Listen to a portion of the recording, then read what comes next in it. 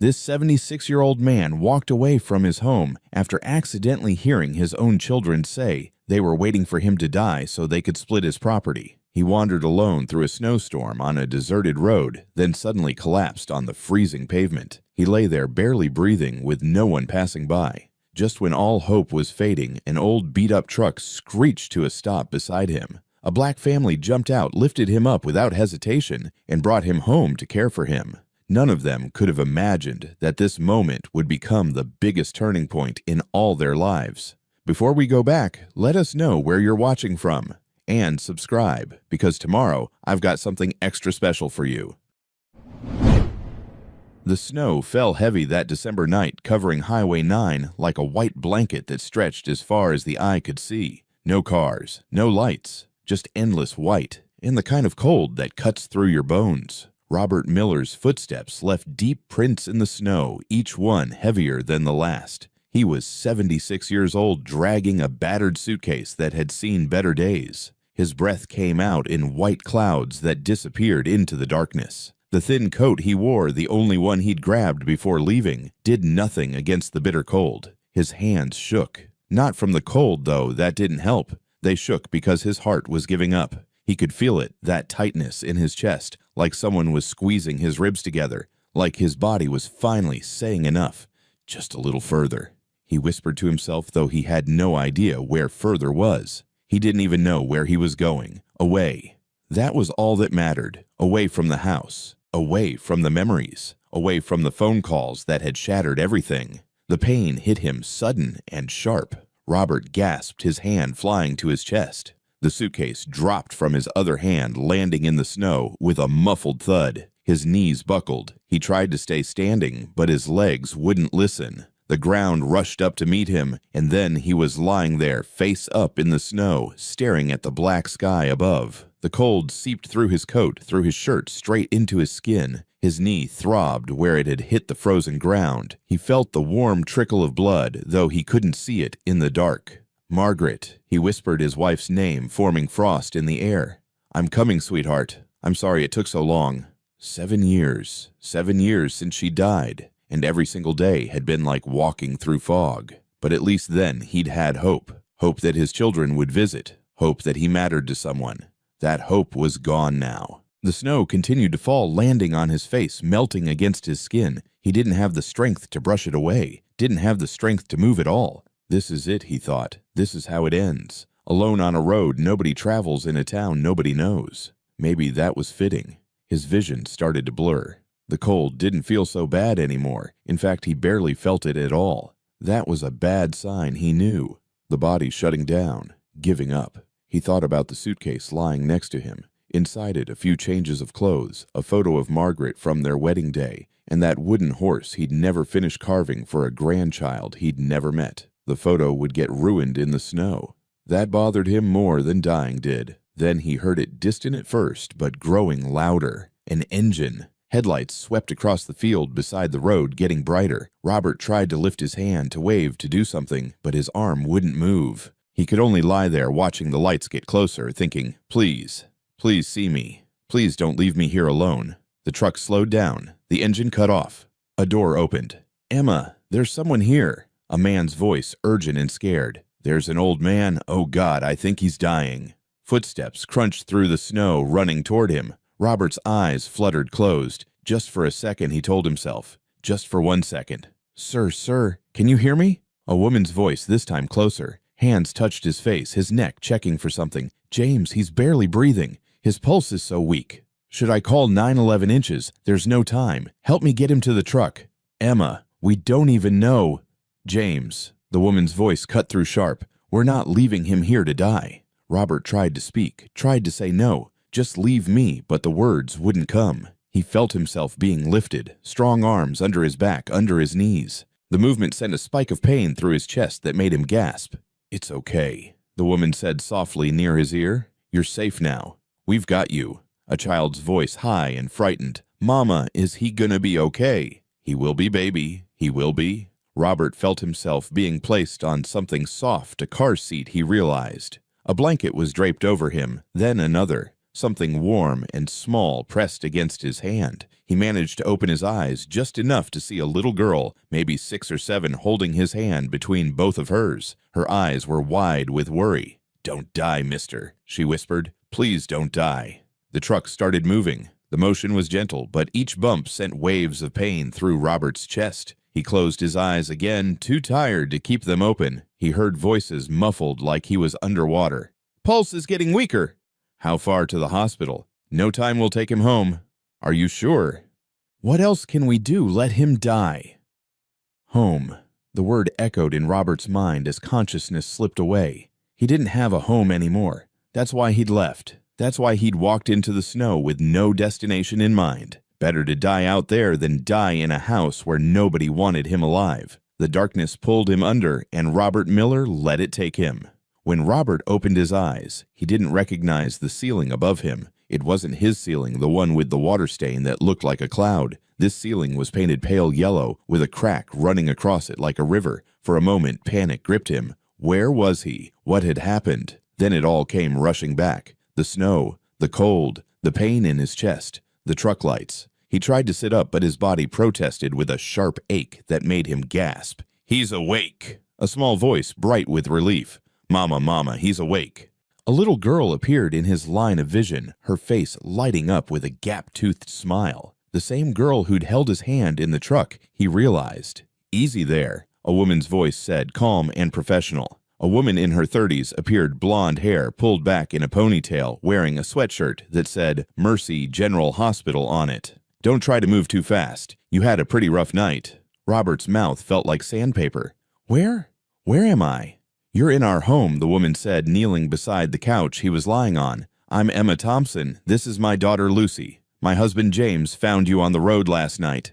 "You were gonna die," Lucy said matter-of-factly. "You were all cold and not moving, and Mama said your heart was real slow and—" "Lucy, honey, go tell your daddy he's awake okay." The little girl nodded and scampered off her footsteps, pattering across the floor. Robert looked around slowly. He was in a small living room, worn furniture but clean. Children's drawings covered the walls, held up with thumbtacks. A plastic toy truck sat in the corner next to a stack of blocks. The whole place smelled like something baking.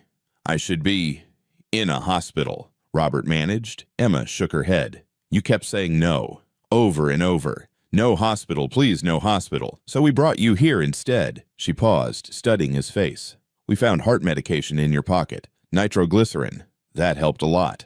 A man appeared in the doorway, tall, broad-shouldered, with carpenter's hands, and sawdust still clinging to his jeans. "You're awake. Thank God." He crossed the room and extended his hand. "James Thompson." Robert shook it weakly. The man's grip was firm, but gentle. "I'm Robert Miller." His voice came out rough, barely above a whisper. "Well, Mr. Miller, you gave us quite a scare." James pulled up a chair and sat down. "What were you doing out there? It was 5 below last night. No car, no proper coat." Robert closed his eyes. What could he say that he'd been trying to disappear? That dying in the snow had seemed preferable to dying alone in that empty house. "I was going somewhere," he said finally. "Where?" Emma asked gently. "I don't know." The words hung in the air. Emma and James exchanged a glance, the kind of look married people share when they're having a whole conversation without words. A boy appeared behind James, maybe 9 or 10, with the same brown eyes as his father. "Is he okay, Dad?" "He's going to be fine, Tommy. Come say hello." The boy approached shyly. "Hi, I'm Tommy. I gave you my coat last night, the one with the Spider-Man on it." Robert looked at him. This child he'd never met, who'd given up his coat for a stranger freezing to death. "Thank you," Robert whispered, and to his horror felt tears building behind his eyes. "You hungry?" Emma stood up, smoothing her hands on her jeans. "I made soup. Chicken noodle. Nothing fancy, but it's hot. I don't want to be any trouble."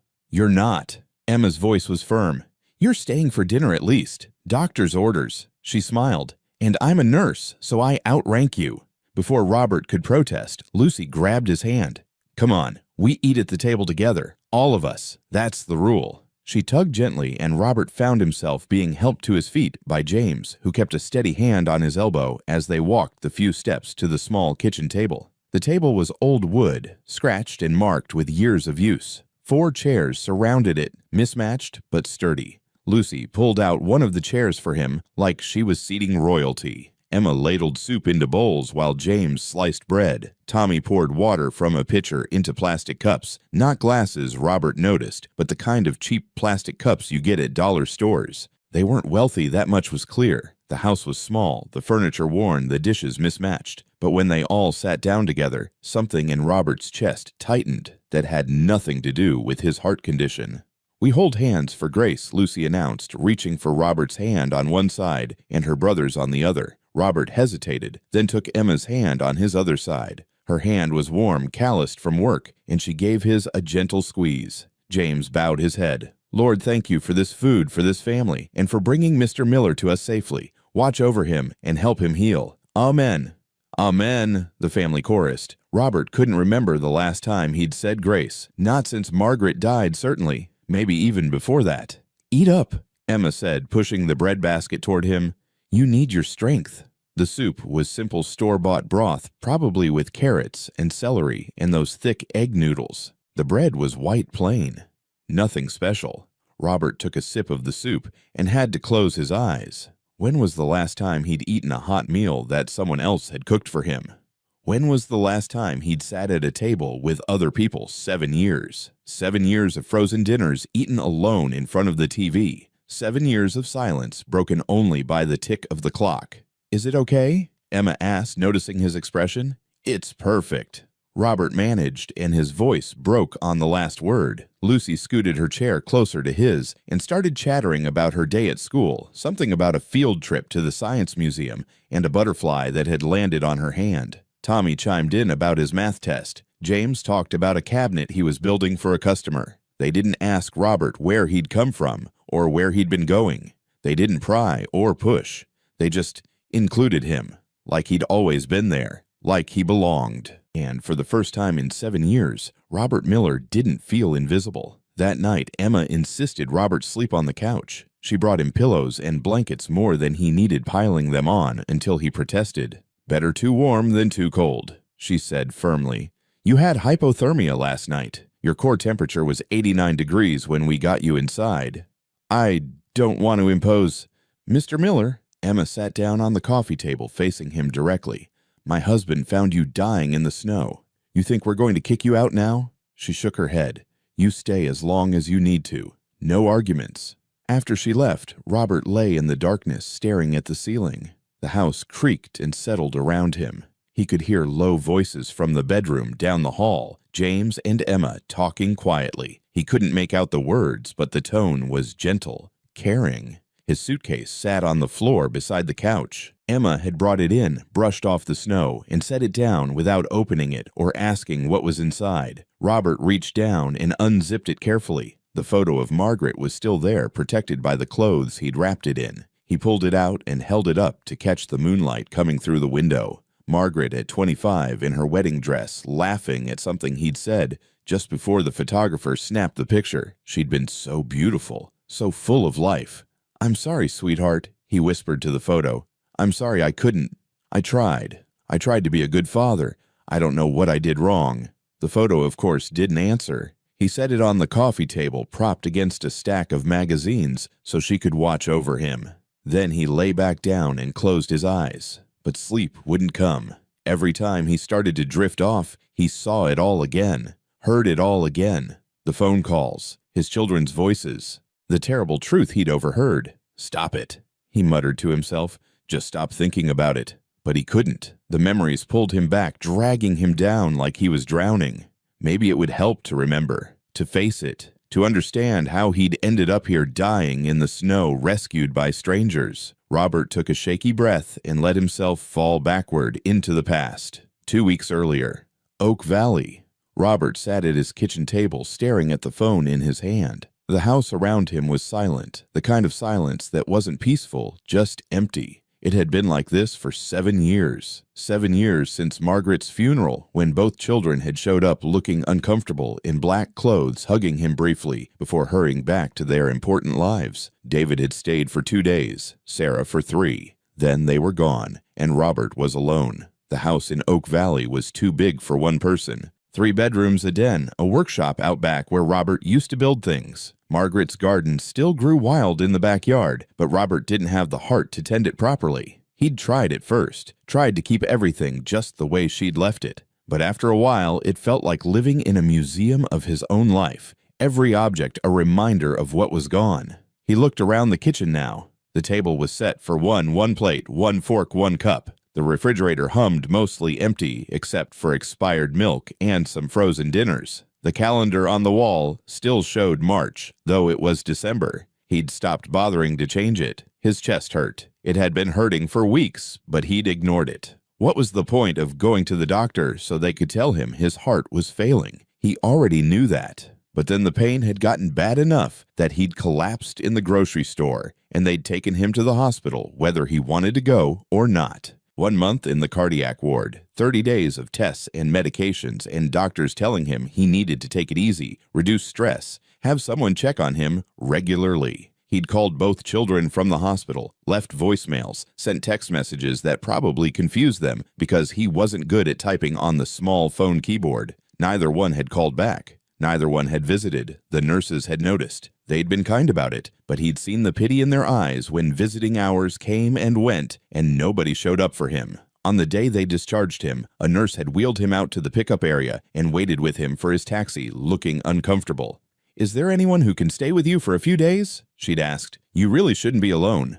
"I'll be fine," Robert had said, because what else could he say? That his children had better things to do than care about whether their father lived or died. He'd taken a taxi home to the empty house and sat in the same chair he'd been sitting in ever since. Then 3 days after he'd gotten home, his phone rang. Robert's heart had leaped when he saw the name David, his son, his firstborn. The boy he'd worked 2 jobs to put through business school, the one he'd been so proud of. He'd answered on the first ring. "David, I'm so glad you called." "Hey, Dad." David's voice was brisk, businesslike. "Sorry I haven't called sooner. Work's been crazy. How are you feeling?" "Oh, I'm doing better." Robert had gripped the phone, tighter relief flooding through him. David cared. He'd been busy, that's all. "The doctors say I need to take it easy, watch my diet." "That's good. That's real good." A pause. "So the heart attack, it wasn't too serious." "Well, they said it was a warning sign. I need to be more careful." "But you're okay now. You're home. You're managing okay." "Yes, I'm home. It's a little lonely, but..." Good. "Listen, Dad, I just wanted to check in, make sure you were all right. I've got a meeting in 5 minutes, but I wanted to hear your voice." Robert's throat had tightened. "I'm glad you called, son. It means a lot." "Of course, Dad. You take care of yourself. Okay, I'll call you soon." David wait. But the line had gone quiet. Not dead, Robert could still hear background noise. David must have pulled the phone away from his ear, probably checking his email or something while they said goodbye. Robert had been about to hang up when he heard it. David's voice distant but clear, talking to someone else in the room. "She's still asking about him." David's voice sharp and annoyed now. Nothing like the warm tone he'd used with Robert. "Jesus." "Yeah, he's fine. Unfortunately." Robert had frozen the phone pressed to his ear. "No, he sounds strong. Damn old man's too stubborn to die." A harsh laugh. "I thought this heart attack would finally do it. Would have made everything so much easier." A woman's voice in the background, David's wife probably. Robert couldn't make out the words. Yeah, I know. We just need to be patient." David again. "Once he's gone, we sell the land and split it 50-50. Just gotta make sure Sarah doesn't try to claim more than her share. You know how she gets." The woman said something else. "I'll handle it. In the meantime, I'll keep calling him every few weeks, play the concerned son. Can't have him changing his will or anything stupid like that." The blood had drained from Robert's face. The phone had slipped from his numb fingers, clattering onto the table, but he could still hear it. David's voice, tinny and distant. "Trust me, honey, it won't be much longer." "Old man's got a bad heart. Next attack will probably finish him off." Robert had lunged for the phone, jabbing the red button to end the call. His hands were shaking so badly he could barely hold it. His son, his boy, the child he'd sacrificed everything for, waiting for him to die, counting on it, planning for it. Robert had sat there for a long time staring at the wall while his heart, his failing, damaged heart, broke in a way that had nothing to do with arteries or ventricles. He'd thought about calling David back, confronting him.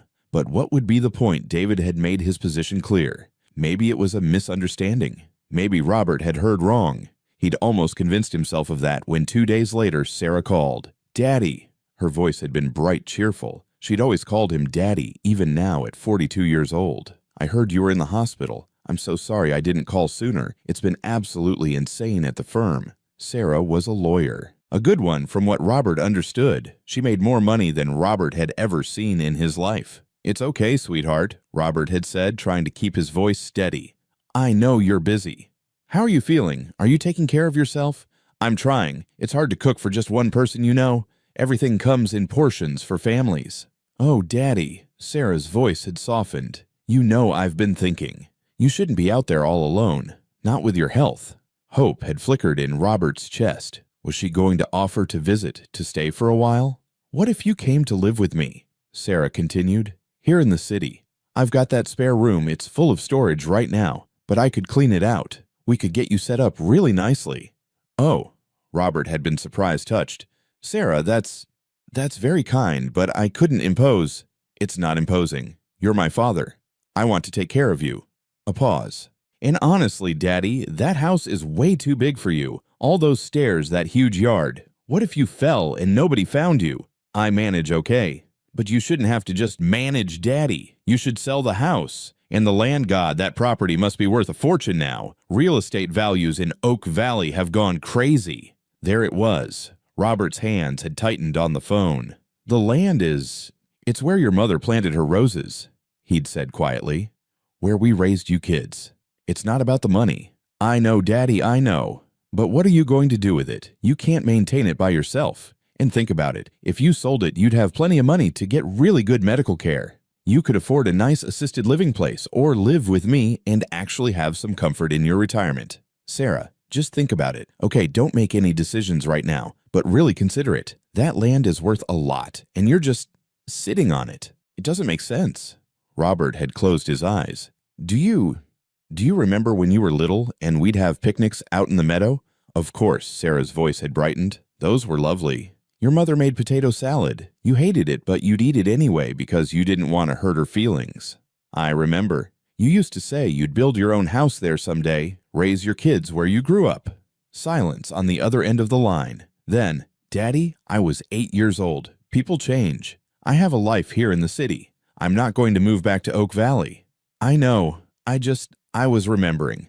"Well, that's sweet, but we need to think about practical matters. You're not getting any younger, and that property is just sitting there. It's not doing anyone any good. Not doing anyone any good. I need to go, Sarah. I'm tired." Of course. You rest. But think about what I said. Okay, I love you, Daddy." "Love you too, sweetheart." He'd hung up and sat there in the kitchen of the house he and Margaret had built together and understood with perfect, terrible clarity. His children didn't love him. Not really. They loved what he represented: an inheritance, a payout, an asset to be liquidated. To David, he was an obstacle, an old man who was stubbornly refusing to die fast enough. To Sarah, he was a problem to be managed, a resource to be converted into cash and comfort. Neither one saw him as a person anymore, as their father, as someone who'd loved them with everything he had. He thought about Margaret, about the last thing she'd said to him before the cancer finally took her. "Promise me you'll be okay." She'd whispered, her hand weak in his. "Promise me you won't be alone. You've got the kids. They'll take care of you."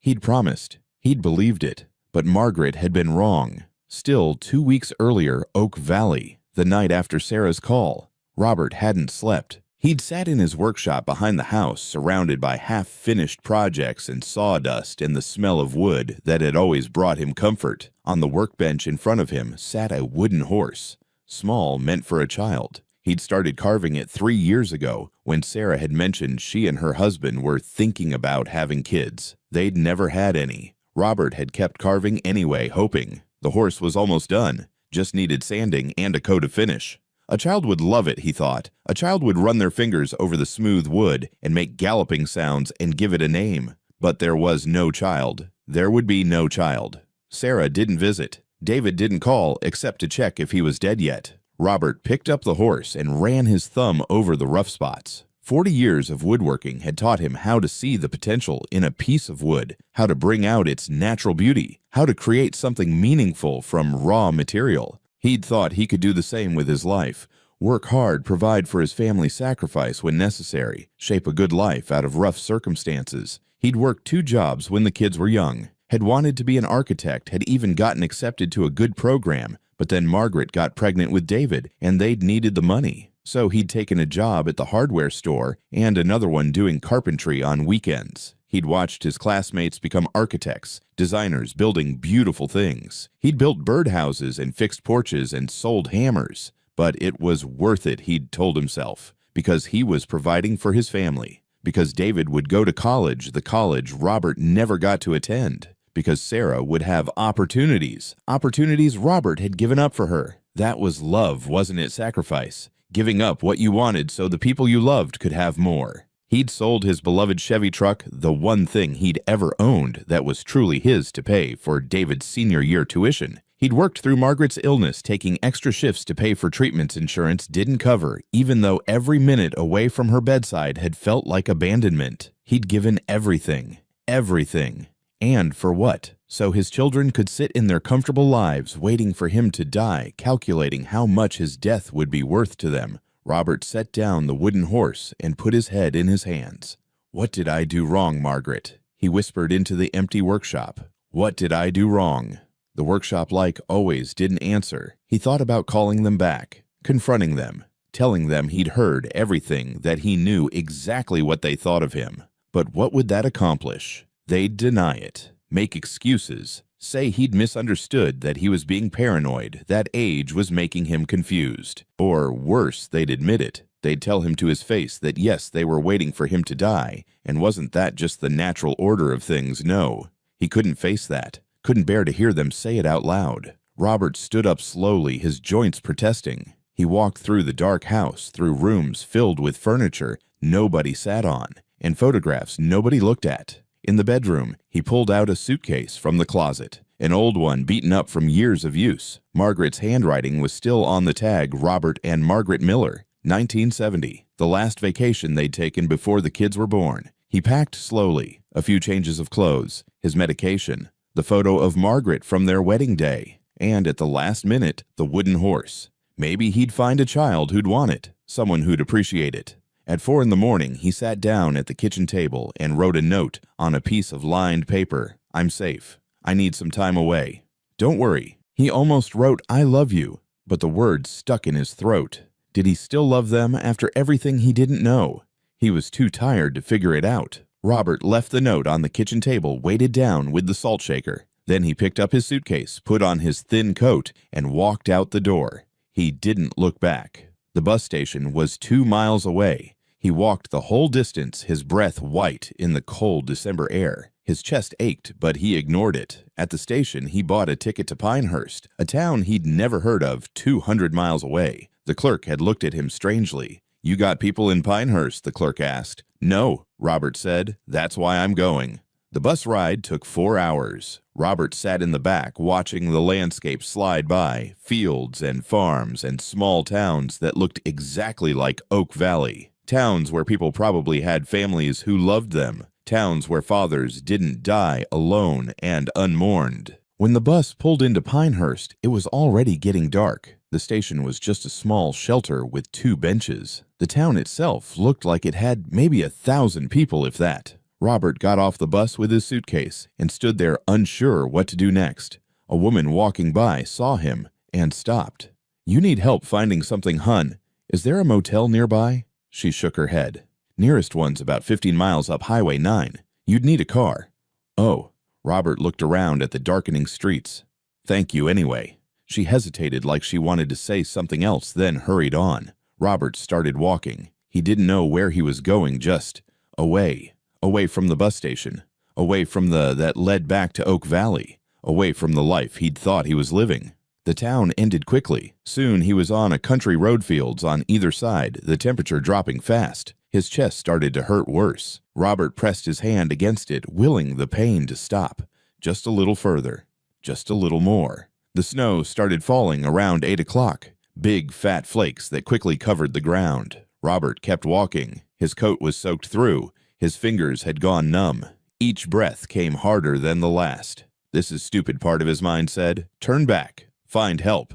But a larger part, the part that had heard his children's words, that had understood how completely alone he was, said, "What's the point? Better to end it here. Quickly, cleanly. No more hospitals, no more sitting in an empty house waiting for children who would never come. Just quiet and cold. And then nothing." The pain in his chest exploded sharp and sudden. Robert gasped, stumbling. His suitcase fell from his hand. He tried to take another step, but his legs wouldn't work. The ground tilted sideways. Then he was falling, snow rushing up to meet him, and the last thing he thought before darkness took him was, "I'm sorry, Margaret. I'm so sorry." Robert opened his eyes and found himself back in the Thompson living room, tears streaming down his face. He'd been crying in his sleep, he realized. The pillows were damp. He sat up slowly, wiping his face with shaking hands. The house was quiet. He checked the clock on the wall, 3 in the morning. He should try to sleep again, but he knew he couldn't. Not now. Not with all those memories churning inside him like broken glass. A light clicked on in the hallway. Emma appeared wrapped in a bathrobe, her hair messy from sleep. "I heard you crying," she said gently. "Are you okay? Is it your chest?" "No, I'm fine. Physically. I'm sorry I woke you." Emma came and sat down on the coffee table just like she had earlier. "You want to talk about it? It's late. You should go back to bed." "Mr. Miller." She looked at him steadily. "I'm a nurse. I've worked night shifts for 10 years. 3 a.m. is nothing to me." She paused. "And something tells me you've been carrying this alone for too long." Robert looked at her. This stranger who'd saved his life, who'd brought him into her home, who was sitting here in the middle of the night, offering to listen. When was the last time someone had offered to listen to him, really listen, not just wait for their turn to talk? "I have children," he heard himself say. 2 of them, a son and a daughter. Emma nodded, waiting. And then it all came pouring out. The whole story. Margaret's death. The years alone. The heart attack. The phone calls. Every terrible word he'd overheard, every moment of realization that he'd become nothing but a burden, an obstacle, a paycheck waiting to be cashed. Emma listened without interrupting. Her face didn't show pity or judgment, just quiet attention. When Robert finished, his throat was raw and his eyes were burning. "I worked so hard," he whispered. "I gave up everything. My dreams, my plans, everything. I thought if I just loved them enough, sacrificed enough, it would matter. They'd see it. They'd appreciate it." "Oh, Mr. Miller," Emma said softly, "but I was invisible to them. I'm just this old man who won't die fast enough.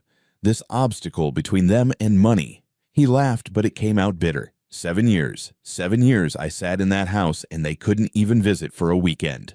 "That's on them," Emma said firmly, "not you. Is it? Maybe I did something wrong. Maybe I failed as a father somehow." "No."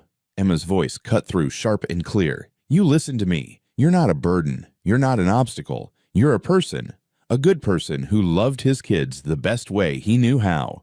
What they chose to do with that love, how they chose to respond, that's their failure, not yours." Robert shook his head. "You don't understand. They're all I have. Without them."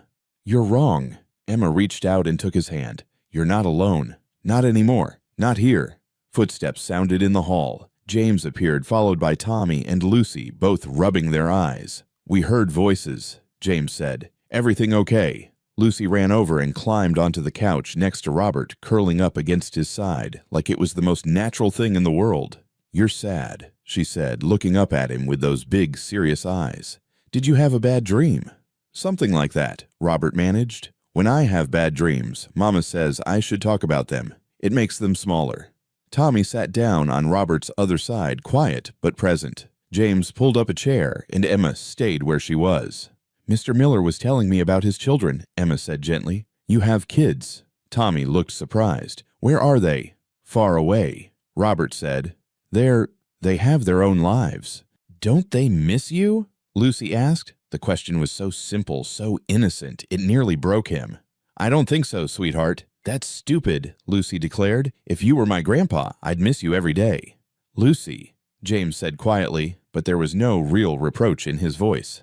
"Well, I would." Lucy hugged Robert's arm. "You're nice. You're sad, but you're nice. And you smell like wood, like Daddy." Robert let out a shaky breath that was half laugh, half sob. "You know what I think?" James leaned forward, his elbows on his knees. "I think family isn't always about blood. It's about who shows up, who stays when things get hard, who sees you, really sees you, and chooses to stick around. Your kids made a choice, Emma added, a selfish one, a cruel one. But that doesn't define you. It defines them. You're not a burden, Mr. Miller. James's voice was steady. You're a gift. You're alive. You survived. You're here. And if you want to stay here with us for as long as you need, you're welcome. Robert looked around at them. This family he'd known for less than 2 days. These people who owed him nothing, who'd gained nothing from saving him, except maybe some trouble and extra expenses. They were looking back at him with something he hadn't seen in 7 years. They were looking at him like he mattered. Robert's voice cracked. I don't deserve this. Yes, you do, Emma said firmly. Everyone deserves to be seen, to be cared for, to matter to someone. Lucy snuggled closer. Stay with us. Please, we have space. Mama said so. The couch pulls out into a bed, Tommy added helpfully.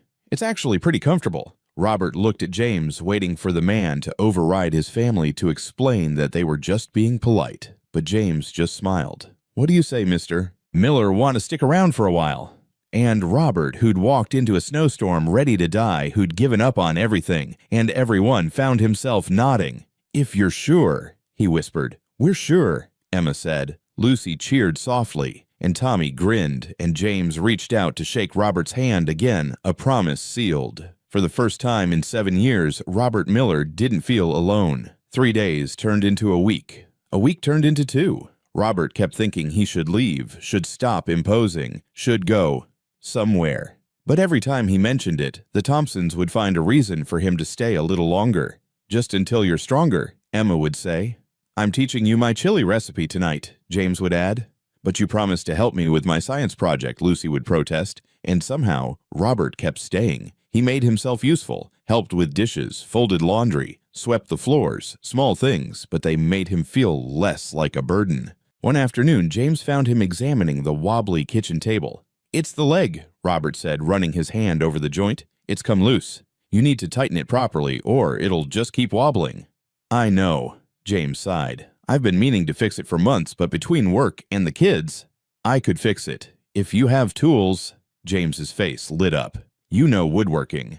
I was a carpenter for 40 years. No kidding. James looked excited now. I've got a workshop out in the garage. Nothing fancy, but it's got the basics. You want to take a look? The workshop was small but well organized. A solid workbench, good lighting tools hung neatly on pegboards. It reminded Robert painfully of his own workshop back home. This is nice, Robert said, running his hand over the workbench. Really nice. Thanks. I do finish carpentry, mostly cabinets, trim, work, that kind of thing. But I've always wanted to learn more. Traditional joinery, furniture making. James looked almost embarrassed. Never had anyone to teach me.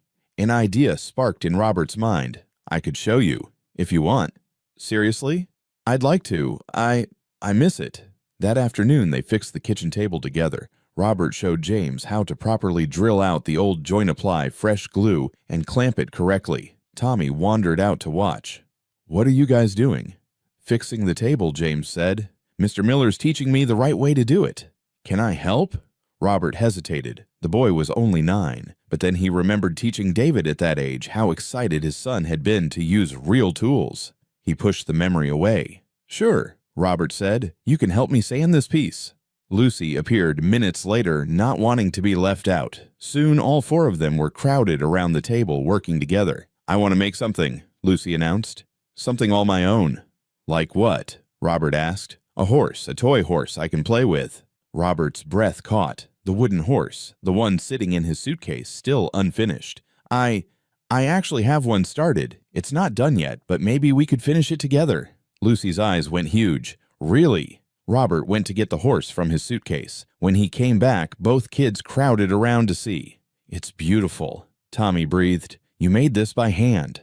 Not finished yet. Needs sanding and staining. But yes. Can you teach me how to make one? Tommy asked. And just like that, Robert found himself with 2 eager students. Over the next weeks, the garage workshop became their gathering place. After school, Tommy and Lucy would burst through the door, calling for Mr. Robert, as they'd started calling him, ready to learn. Robert taught them how to read wood grain, how to use sandpaper properly always with the grain, never against how to tell when a piece was smooth enough just by touch. He showed Tommy how to use a coping saw, safely guiding the boys' hands as they cut out the rough shape of a horse. He taught Lucy how to use files and rasps to shape the wood, refining the curves and edges. James worked alongside them, asking questions, taking notes. At night, after the kids went to bed, he and Robert would stay up late, talking about joinery techniques, wood selection, the difference between oil and polyurethane finishes. "You should have been a teacher," James said one night.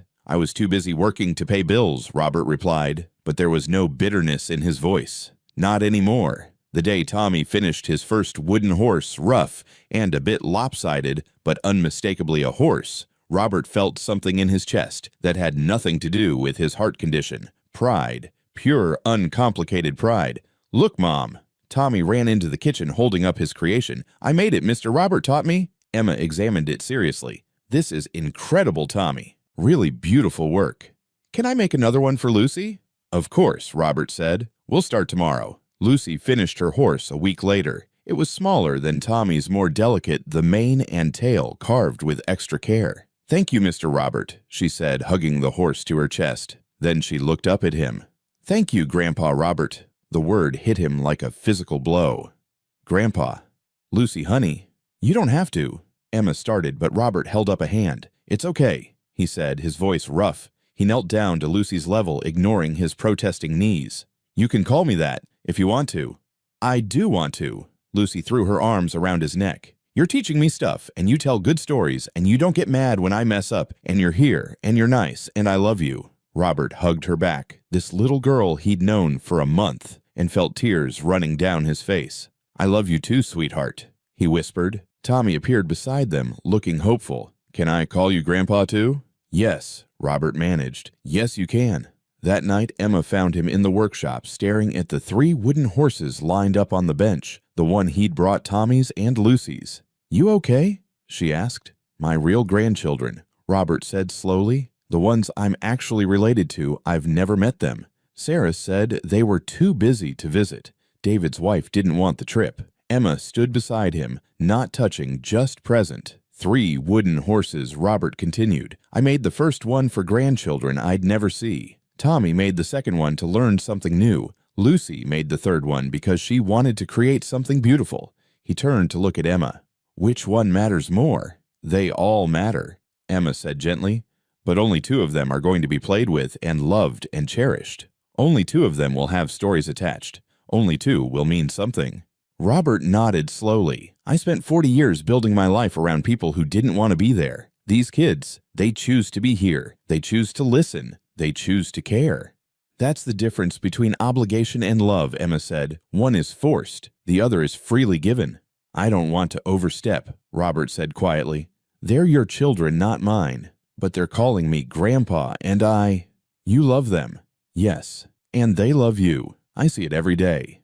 Emma smiled. "Mr. Miller, Robert, you're not overstepping. You're exactly where you belong." Later that night, Robert tried once more to give them money. He'd noticed the refrigerator was running loud, that Tommy needed new shoes, that the bills on the counter kept piling up. He slipped $500 into Emma's purse when he thought no one was looking. The next morning, she handed it back. "No," she said firmly, "but I want to help. You've done so much. And you think paying us turns this into something else, into a transaction?" Emma shook her head. "Robert, you're not staying here because you're paying rent. You're staying here because you're part of this family. If you pay us, you make it about money. And it's not about money." "Then what is it about?" "Love. Just love. Is that so hard to accept?" Robert looked at her. This woman he'd known for a month, who'd taught him more about family than his own children ever had. "Yes," he admitted, "it is. I'm not used to love that doesn't come with conditions." "Then get used to it," Emma said and hugged him. That afternoon, Tommy asked shyly, "Grandpa Robert, will you stay like forever?" Robert opened his mouth to say he couldn't make that promise, that life was complicated, but Lucy grabbed his hand and said, "Please, we have room. Mama said we could make the den into your bedroom if you want. A real bedroom, not just the couch." Robert looked at James, expecting him to gently redirect the kids. James just shrugged. "Ball's in your court, Robert. We'd love to have you. No pressure. But the offer stands." And Robert, who'd walked into the snow ready to die, who'd spent 7 years believing he didn't matter to anyone, found himself saying, "I'd like that, if you're really sure." The kids cheered. Emma beamed. James reached out and shook his hand. "Welcome home, Dad," James said. Dad. Robert had to sit down, his legs suddenly weak. He had children who called him Dad but didn't mean it, and now he had a son who wasn't his blood but said it like a promise. Maybe Robert thought family wasn't about who raised you. Maybe it was about who chose to keep you. 2 months passed. Robert officially moved into the den, which James and Tommy helped him paint a warm beige. Emma sewed curtains. Lucy made him a welcome home sign decorated with crayon horses. He'd never been happier. Then, on a Tuesday afternoon in February, a police car pulled up in front of the Thompson house. Robert was in the workshop with Tommy, teaching him how to use a wood plane when Emma appeared in the doorway. "Robert," she said, and her voice was tight, "there are police here, and 2 people who say they're your children." The wood plane slipped from Robert's fingers, clattering onto the workbench. "What?" "They filed a missing person report. The police tracked you here." Robert's heart started hammering. I should." "You don't have to see them," James said, appearing behind Emma. "You're a grown man. You can make your own choices." "Hide, Grandpa." Tommy whispered, his eyes wide with worry. But Robert shook his head. "No, I've been hiding long enough." He walked to the front door on legs that felt like they belonged to someone else. James and Emma flanked him, a united front. On the porch stood 2 police officers and 2 people Robert hadn't seen in 3 years. David looked exactly the same: expensive suit, expensive watch, expensive haircut. His face was arranged in an expression of concern that didn't reach his eyes. Sarah stood beside him in a designer coat, her makeup perfect, her smile brittle. "Dad," David stepped forward, "thank God. We've been so worried. When we got your note—" "I said I was safe," Robert interrupted. "That's all the note said." "Yes, but Dad, you've been gone for 2 months." Sarah's voice was high-strained. "Anything could have happened. We had to get the police involved." One of the officers stepped forward. "Mr. Miller, are you here of your own free will?" "Yes." "Has anyone coerced you or forced you to stay?" "No, the Thompsons saved my life. I'm staying with them by choice." The officer nodded, making notes. "Are you being well cared for?" Robert looked back at James and Emma, at Tommy peeking around the corner, at Lucy clutching her mother's hand. "Better than I've been cared for in 7 years," he said clearly. David's expression flickered. Just for a second, Robert saw irritation flash across his face. Then the concern slid back into place. "Dad, that's wonderful, but you need proper care. Medical supervision. You had a heart attack. Emma is a nurse." "A random nurse you just met," Sarah cut in. Her voice was sharp now, the pretense dropping. "Dad, you can't just move in with strangers. It's not safe. It's not appropriate. What do these people want from you?" "They want nothing from me," Robert said, and his voice was steady. "That's the point. Mr. and Mrs. Thompson." David turned to James and Emma with a smile that was all teeth and no warmth. "I'm sure you're lovely people, but my father is elderly, recovering from a serious medical event. He belongs with family." "I am with family," Robert said. David's smile froze. "Dad, where were you?" Robert's voice rose. "When I was in the hospital for a month, where were you? When I was discharged to an empty house with no one to help me, where were you?" "We were busy, Dad. We have lives." "I heard you, David." The words came out quiet but clear. "On the phone. I heard what you said about me." David went pale. "I don't know what you—" "The old man's too stubborn to die. That's what you said. You were disappointed the heart attack didn't kill me because it would have been easier." Sarah gasped. David's mouth opened and closed, but no sound came out. "You too, Sarah. That property isn't doing anyone any good. Like I was just sitting on an asset you deserved." "Dad, if you heard something out of context—" "There is no context," Robert said, and he was surprised by how calm he felt, how clear. "You made your position clear. I was an obstacle, an inconvenience, something to be managed until I died and you could collect." "That's not fair." Sarah's voice cracked. "We love you." "Do you?" Robert looked at her. "When's the last time you really visited, not just called to ask about the land?" Sarah's mouth opened, then closed. 4 years, Robert said. 4 years, Sarah. Tommy's been in my life for 2 months, and he knows me better than you do." "Because you're replacing us." David's voice rose, finally showing real emotion, anger. "You're letting these people manipulate you, turn you against your real family. They didn't have to turn me against you. You did that yourselves." James stepped forward. "I think you should leave." "Excuse me." David turned on him. "This is my father. This is my home, and you're upsetting him. You're upsetting my kids. So, unless you have something constructive to say, you need to go." The police officer cleared his throat. "Mr. Miller appears to be competent, and here by choice. Unless there's evidence of elder abuse—" "There isn't," Robert said firmly. "Then I'm afraid there's nothing more we can do. Mr. Miller has the right to live where he chooses." The officer tipped his hat. "Sir, folks." He walked back to the patrol car, his partner following. David stared at Robert, his face red with anger, and something that might have been shame. "You're making a mistake, Dad." "No, the mistake was thinking you cared about me as a person instead of a paycheck." "We'll contest this," Sarah said, her voice cold now. "If you're not in your right mind, if these people are influencing you, contest what I haven't died yet." No will to read. Robert felt something like pity stir in his chest. "Go home, Sarah. Live your life. Just stop pretending I'm part of it." "Dad, I forgive you," Robert said quietly. "Both of you. I forgive you for not being what I needed, for not seeing me, for waiting for me to die." He took a breath. "But I don't need your permission to be happy, and I don't need your version of love anymore." He turned and walked back into the house. James and Emma followed, closing the door firmly behind them. Through the window, Robert watched David and Sarah stand on the sidewalk arguing. Finally, they got into an expensive sedan and drove away. Lucy ran to Robert and hugged his legs. "They were mean, Grandpa."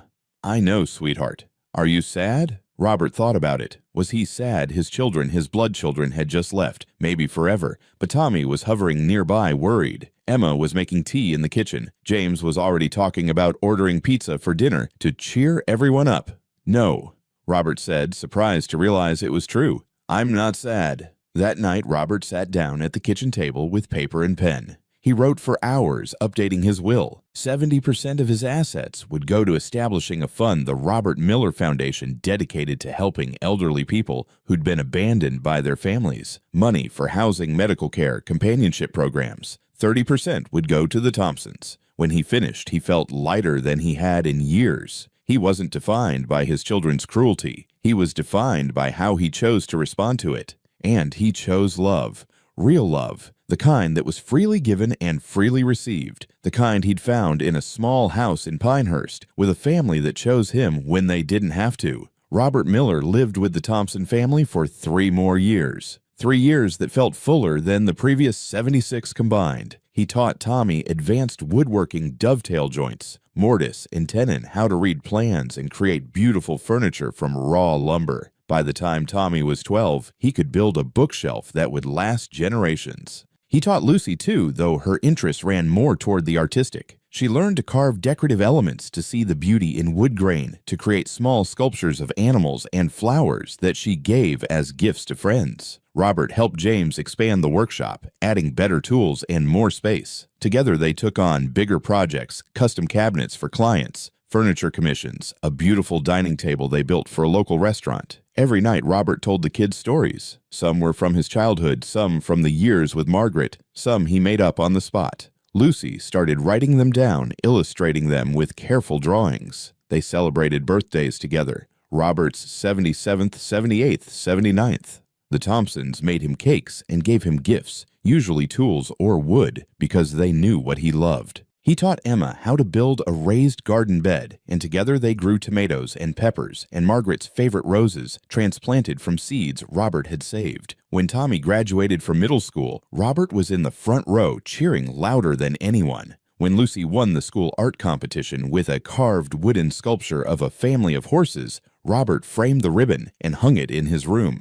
He had hard days, days when his heart acted up and Emma had to monitor him closely. Days when he thought about Oak Valley and Margaret and the children he'd raised who'd never really known him. But mostly, he had good days. Days that smelled like sawdust and Emma's cooking. Days filled with Lucy's laughter and Tommy's questions and James's terrible jokes. Days where he mattered, where he was seen, where he was loved without conditions or calculations. In the spring of his 3rd year with the Thompsons, Robert's health began to decline more noticeably. His heart was giving out, finally truly giving out. Emma wanted him to go to the hospital, but Robert refused. "I'm not dying in some sterile room with machines beeping," he said firmly.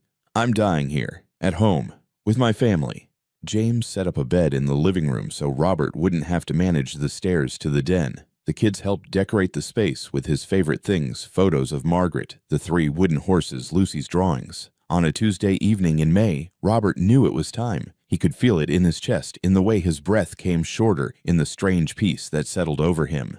Emma sat on one side of the bed, James on the other, each holding one of his hands. Tommy and Lucy sat at the foot of the bed, quiet and solemn, understanding, without being told. "Thank you," Robert whispered, his voice barely audible. "Thank you for showing me what family really is." "We love you, Dad," James said, tears streaming down his face. "We love you, Grandpa," Lucy added, her voice breaking. Robert smiled. He'd lived 79 years. He'd made mistakes. He'd been hurt. He'd hurt others. He'd lost people he loved and been betrayed by people he trusted. But in the end, he'd found this: love that was freely given, family that was chosen, a home that was real. "I'm not afraid," he said. "I'm going to see Margaret. I'm going to tell her. Tell her I finally understand. Love isn't about blood. It's about choice." Emma squeezed his hand. "We chose you. Every day we chose you." "And I chose you," Robert whispered. "Best choice I ever made." His eyes drifted closed. His breathing slowed. And surrounded by the people who loved him, really truly loved him. Robert Miller let go. The funeral was held on a Saturday. More than 200 people came. Neighbors who'd watched Robert help the Thompsons fix their roof. People from James's carpentry business who'd met Mr. Robert and heard his stories. Teachers from the kids' school. Elderly people from around town who'd heard about the kind old man living with the Thompson family and had felt less alone knowing someone like them had found a home. David and Sarah didn't come. Instead, a week later, they sent a lawyer with a court filing. They were contesting the will, claiming Robert had been manipulated, that he wasn't of sound mind, that the Thompsons had taken advantage of an elderly, vulnerable man. The case was straightforward. Robert's lawyer presented medical records showing Robert had been fully competent. Character witnesses testified to his state of mind. The judge reviewed the evidence and dismissed the case in less than an hour. Mr. Miller had every right to leave his estate to whomever he chose, the judge said, and based on the evidence presented, he chose people who loved him. Case dismissed. David and Sarah received one thing from Robert's estate, a wooden box beautifully made with their names carved on the lid. Inside was a photo from when they were children, all 4 of them. Robert, Margaret, David, and Sarah at the lake laughing, happy. And a letter: "David and Sarah, I forgive you. I need you to know that. I spent a long time being angry, feeling betrayed, wondering what I did wrong. But in the end, I realized I didn't do anything wrong. I loved you the best way I knew how. What you chose to do with that love was your decision, not my failure. I hope you find happiness. I hope you find love, real love, not the transactional kind. I hope you wake up one day and understand what you lost, not the money or the land, but the relationship, the time, the connection. I spent my last 3 years with a family that chose me when they didn't have to. They taught me that love isn't about obligation or blood. It's about showing up, seeing people, staying. I wish you had stayed. I would have chosen you if you'd chosen me, but you didn't. So I chose a different family, and I was happy. I hope you find that kind of happiness someday." Dad Sarah read the letter alone in her expensive apartment and cried for 3 hours. David read it in his office and had to cancel his afternoon meetings. Neither one of them ever forgot it. The Robert Miller Foundation opened 6 months after his death. Emma and James ran it part-time with help from volunteers. In the first year, they helped 43 elderly people who'd been abandoned by their families. Some received financial assistance. Some got help finding new living situations. Some were connected with younger families willing to adopt a grandparent. The foundation grew. By the 5th year, they'd helped over 1,000 people. Tommy, now 15, started a woodworking program through the foundation. He taught elderly men and women how to work with wood, how to create beautiful things, how to find purpose and meaning in craftsmanship. "My grandpa taught me," he'd tell each new student. "Now I'm teaching you. That's how it works. We pass it on." Lucy, now 13, volunteered every week. She'd visit with elderly people, bring them her drawings, listen to their stories, and make them feel seen. "My grandpa used to say, 'Everyone has a story worth hearing,'" she'd tell them.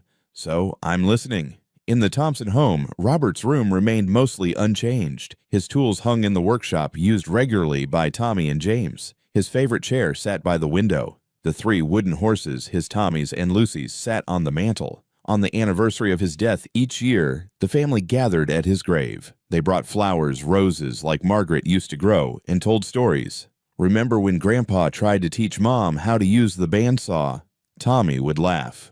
Remember how he always fell asleep during movie night? Lucy would add. Remember how he made everything feel possible? Emma would say quietly. And James would finish. Remember how he taught us that family is who you choose to love? 10 years after Robert's death, Tommy opened his own woodworking school. He offered free classes to foster kids and at-risk youth, teaching them the skills his grandpa had taught him. Above his workbench hung a sign, "Love isn't about blood, it's about who shows up." Robert Miller. Lucy became an artist. She painted and drew and sculpted, and every piece she sold, she donated a portion to the Robert Miller Foundation. In her studio hung 156 portraits, every single one she'd drawn of her grandfather during those 3 years. They covered an entire wall, a testament to a man who'd been invisible to his own children, but unforgettable to a little girl who'd chosen to see him. Sarah tried to reconnect once 12 years later. She sent a letter to the Thompson family asking about her father, asking if they had any photos or stories they might share. Emma wrote back, "Dear Sarah, your father was a remarkable man. He was kind, patient, talented, and loving. He taught my children woodworking and gave them a grandfather's love when they needed it most. He also taught them and me that love is a choice we make every day. To see people, to show up, to stay. I have photos and stories, many of them, but they're not mine to give you.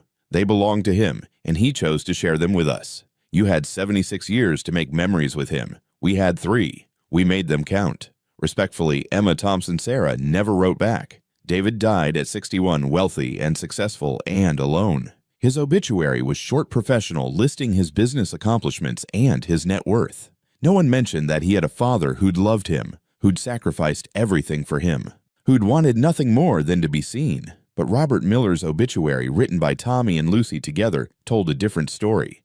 Robert Miller, beloved grandfather and friend, passed away peacefully, surrounded by family. He taught us that family isn't about blood, it's about who chooses to love you and who you choose to love in return. He believed every person deserves to be seen, to matter, to belong. He lived that belief every day. He is survived by the Thompson family, by hundreds of people, helped through his foundation, and by every person who learned that love given freely is the most powerful force in the world. His legacy isn't measured in dollars. It's measured in changed lives, in woodworking students who found purpose, in elderly people who found belonging, in children who learned that kindness matters more than blood. Robert Miller mattered. He was seen. He was loved. And his love continues passed on from person to person, growing bigger every day. 25 years after his death, the Robert Miller Foundation had helped over 10,000 people. Tommy's woodworking school had trained 500 students. Lucy's art had raised over $1 million for charity. And in a small house in Pinehurst, a new family had moved in.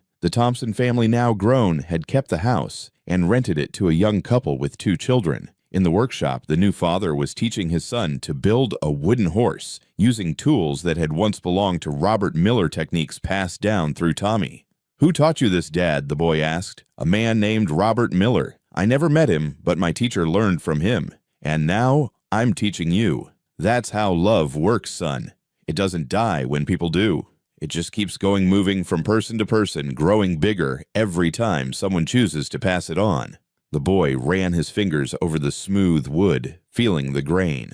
"Will you tell me about Robert Miller?" he asked. "I will," his father said. "I'll tell you about a man who learned that love isn't about who you're related to. It's about who shows up, who sees you, who stays." And somewhere in whatever comes after, Robert Miller smiled, because he'd learned finally the truth that had eluded him for so long. You don't have to be born into a family to belong. You just have to be chosen and choose back. That's all love is. Just choosing every day, over and over, until the end and even after. Because real love, the kind built on choice, not obligation, never really dies. It just transforms, spreads, grows, and touches people you'll never meet in ways you'll never know long after you're gone. That's the legacy worth leaving. Not money, not land, not blood, just love. Simple, profound, eternal love. Join us to share meaningful stories by hitting the like and subscribe buttons. Don't forget to turn on the notification bell to start your day with profound lessons and heartfelt empathy.